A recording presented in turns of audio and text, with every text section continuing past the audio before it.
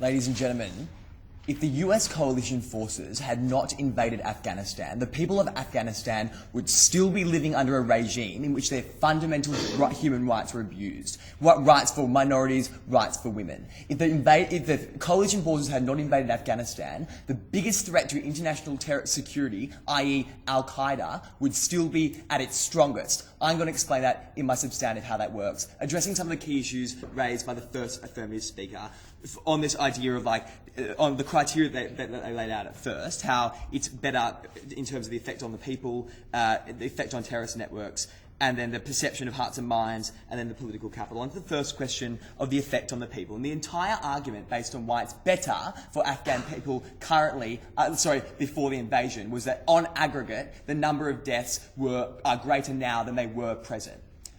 First and foremost to this, we have a number of responses. First and foremost, we say, not exactly true. We don't necessarily believe that there are more people dying today than there were originally. We think the regime that was in power in Afghanistan was one which was committing mass genocide against minorities, which was necessarily killing women and children for bizarre ideological reasons. We don't think necessarily those numbers were significantly smaller than how many people are dying today. But second, and more importantly, we think what's crucial here is the sorts of deaths that were occurring before than they are now. The sorts of deaths that are occurring now are not like the minorities, the women, the children who are being persecuted by the government. The deaths that make up this aggregate are for those men on the front line. We're happy to stand by the fact that it is more important that women and children in this debate are protected after an invasion, protected from a regime that necessarily targeted them.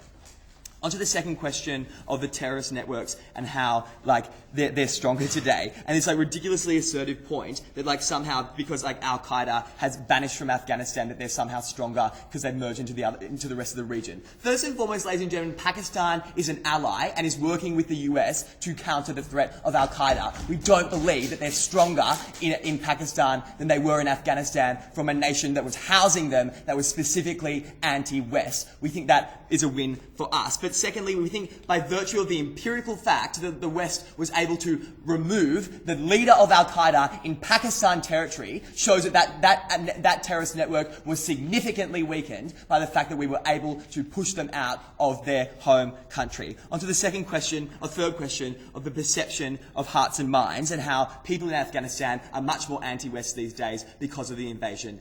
Ladies and gentlemen, not true. The reason why people in Afghanistan hate the West is because the Taliban taught them to hate the West. We think we've removed the Taliban from power. We've removed that ideological imposition on those people, which makes them anti-Western. We think that's a good thing. But secondly, we fundamentally dispute the importance of hearts and minds in this debate, ladies and gentlemen, because we acknowledge that it is much better that you are removing the terrorist warlords, like the Taliban warlords, who recruit people to be anti-Western, and reduce those physically in numbers by our physical presence in Afghanistan in targeting those people than it is to win over the hearts and minds of those people. We're proud to say that having a physical presence in removing those people who recruit local Afghans to be anti-Western is much more important. On to the last question of political capital and how we've wasted it all in this debate.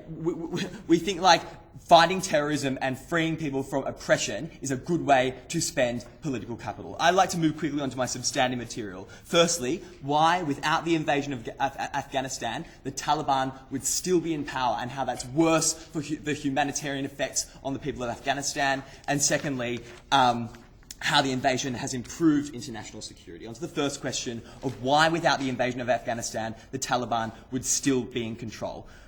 What did Afghanistan look like before the invasion? I've outlined this in my rebuttal. The humanitarian crisis within this country was enormous. Firstly, on a health level, we saw infant mortality rates of 75% because, that's a very conservative estimate by the World Health Organization because, the Taliban, refused to give over statistics about infant mortality because they, hated children and women. That was so those numbers are necessarily conservative. On terms of rights, women, minorities, and, people were physically denied access to fundamental things like education, health. As, a government-sponsored policy, women would not allowed to go to school and had acid thrown on them if they did so. That was the predicament in Afghanistan before the invasion, before that oppressive regime was removed from office. We also think like genocide was a reality in which the Hazara minorities and Kurds were like targeted by the government and actively genocided as a matter of government policy. We think fourthly, Islam and the practices of the Taliban were forced onto the majority, or like the sort of Islam that the Taliban preached, one which was taken from Saudi Arabia, was forced onto like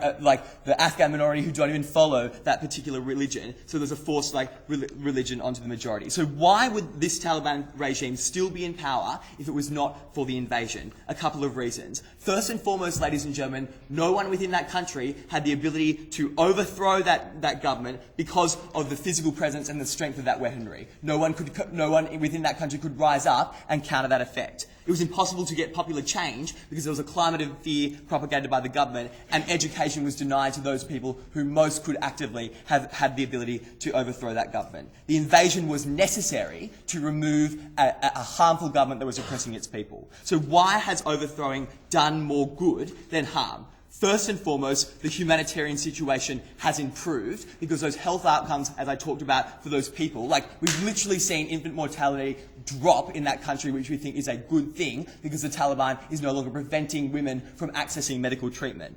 Women now are able to not have to wear the burqa in public. They're able to be politicians. They are able to be leaders in the military. We think that's a good outcome for the humanitarian outcomes. We think people have freedom of religion, freedom of religious expression, because the views of the majority are not imposed. The views of the leaders are not imposed onto the majority. So on the humanitarian aspects, more good than harm has been achieved. That beats our criteria.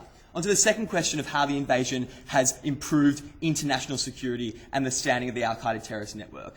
Al-Qaeda was the biggest threat that was posed to international security before the war. Both the threat on the Western Front as well as like the threat to anyone who disagreed with them. How is the Taliban actively housing this regime and supporting it to be dominant was to the extent that it was physically using the military capabilities of the state to protect al-Qaeda members. That no longer occurs under this system because you remove that regime that was housing al-Qaeda. A regime that was physically supplying intelligence to al-Qaeda. Al-Qaeda was a terrorist network that didn't have its own intel networks. It was getting its intelligence state-sponsored from the Taliban. You've weakened that ability for the intelligence, for that regime, for that terrorist network to be able to like plan new attacks because they no longer have that intel. We also think, quite importantly, the Taliban were giving supporters to al-Qaeda that were crucial for it to survive. That ability to gather recruitment has been diminished. How did this change under the invasion? Terrorist network cells are crushed. Terrorist networks can't function without winning the hearts and minds of the community. So what we see under a system in which the coalition are like using drones to target terrorists within that country means that terrorists are constantly on the move and they can't embed themselves within local communities and win the hearts and minds of those people. Ladies and gentlemen, because we showed you that the humanitarian situations are vastly better after the invasion, as well as the biggest threat to the West is ameliorated, we're happy to oppose.